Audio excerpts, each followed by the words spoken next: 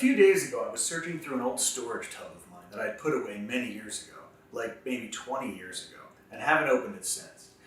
Inside, I found some interesting things, and this was one of them. It was from my childhood. It's called Invaders of the Mummy's Tomb, and it was this little handheld game that I remember playing when I was like 9 or 10 years old.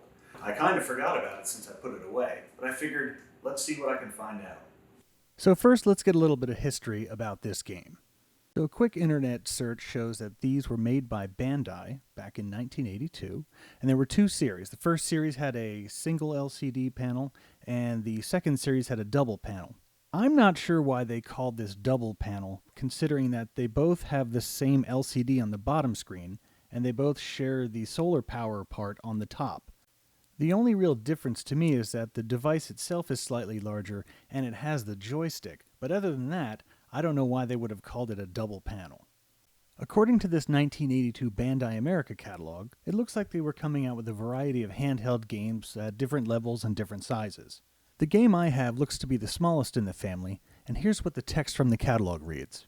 Bandai lets the sun shine in with the next generation of electronic game technology, photoelectric powered games. The games will operate on the sun's power, or by exposure to any conventional electrical room light. Invaders of the Mummy's Tomb 8207. The game has two scenes, inside and outside a pyramid. Outside the pyramid, player scores by controlling his explorer to destroy snakes and scorpions attacking his camel. If successful at fighting off the attackers, the scene changes to inside the pyramid, where mummies and spiders must be fought off. Objective: capture the hidden treasure to score maximum points. I had always thought that this game sounded an awful lot like Raiders of the Lost Ark, being named Invaders of the Mummy's Tomb, plus the subject matter of the game, inside and outside of a tomb, finding treasure.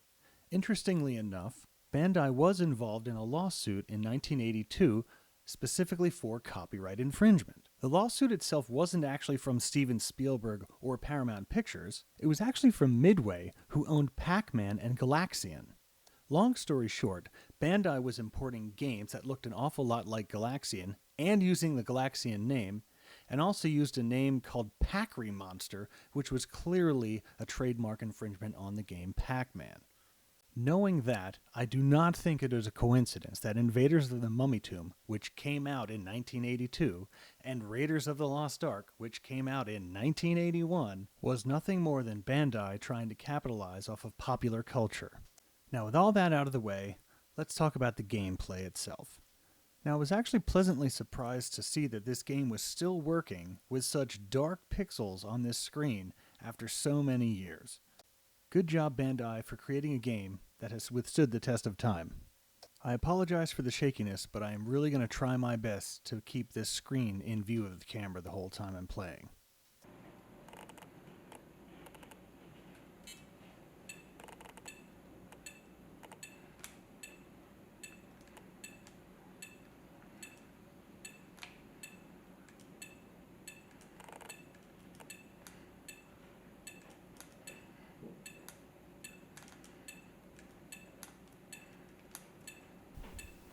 A side note for anyone who's interested, I do have links in the description below for all of the things that I was talking about in this video.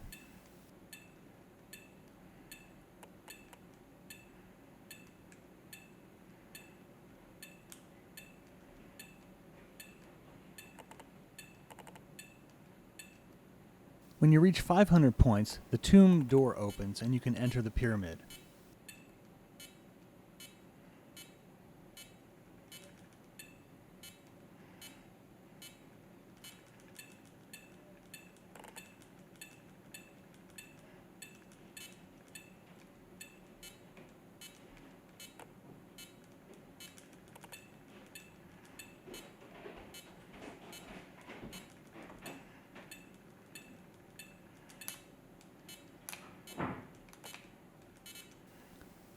So here it looks like the mummy's gotten me, and now I'm back outside the tomb.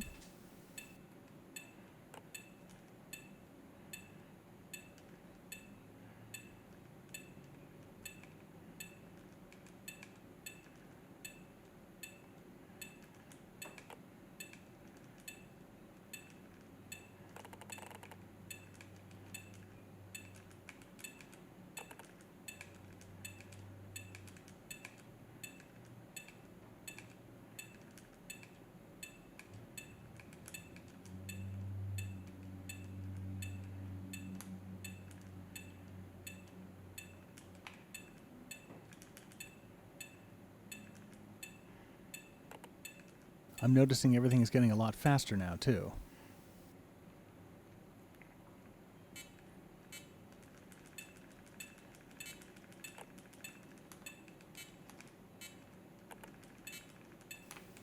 Here you'll notice that when your buddy appears at the door, that's where you pass off the cash, and I guess that's when you get the points for it.